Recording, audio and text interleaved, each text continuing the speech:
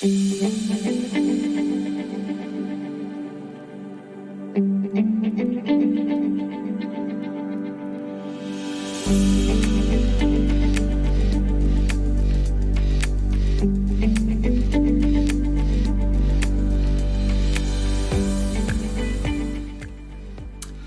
I was a kid, one of the games that we used to play was called blob tag. A couple of us would join hands and we'd chase the others. And when you tag someone, they would join the chain, join hands, and we'd go chase the others until we had everybody as part of the chain. There's something a lot like blob tag happening right now, and I'm not talking about the virus itself. I'm talking about anxiety.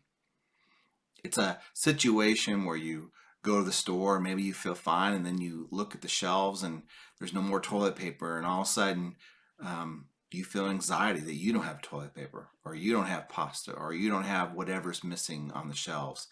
And so we begin to worry, we begin to have anxiety about these things, and then we pass that on to somebody else.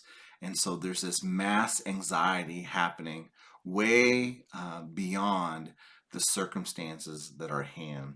Yes, we need to be concerned, but that's different than anxiety. We're overwhelmed by our sense of being in control, and the fact that we can't make things better by our choices.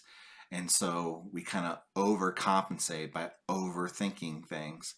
If you have anxiety, you know exactly what I'm talking about. I don't need to define it for you. In this case, Peter is writing to a church that probably has good reason for concern. As Christians, they were being religiously persecuted, they were economically often persecuted. And he is writing them and he's saying, listen, in the midst of this anxiety, you can cast it, you can give it to God. Why? Because he cares for you. When I was a young man, I was blessed to have a good family, a good mom and a good dad. Not perfect by any stretch of the imagination, but good, solid folks who loved me. And that really helped me, especially as a young man when I went out in the world. Because I knew as I tried things, I knew that if for some reason I failed, my dad, my mom would take me in and they'd be there for me to encourage me, to help me, to pick me up and send me back out. So allow me more freedom not to worry, not to be overwhelmed by anxiety, because they were there to help in case I fell. And that's exactly the heart of what Peter's saying here. He's saying all that anxiety, all of that worry, give it to God. For there is a good reason that you give it to him, because he can handle it. He's a big, big Father who loves you dearly. And so you can trust him. Now, this doesn't mean that he's going to take care of things the way you want. I had a good father, but he didn't buy the car that I wanted. He didn't pay all of my college bills. There were a lot of things that I still had to worry about. But he was good in that he would make sure that I was provided for, that I'd have some kind of transportation. Maybe not the kind I liked, but some kind of transportation. I would have a place to live. Now, I probably would have to pay rent or do something in regards to that when I was a young adult, but at least I'd have some place. And this is exactly what Peter is saying. You can give God your anxiety. You can trust him because he cares for you. Do you believe that?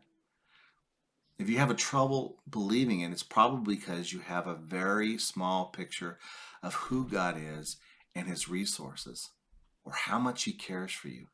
And I would encourage you not to try to muster up faith that may or may not be there, but to go to his word and get to know him more intimately. And in his word, you will see a big God, creator of the heavens and earth, who owns the cattle on 1,000 hills, who can provide for you. And you will also see a good, good Father.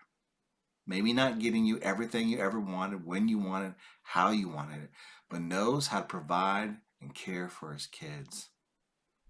And as the picture of God grows, as your picture of how much He loves you grows, you will then see that you can cast your anxiety, you can hand your anxiety over to Him.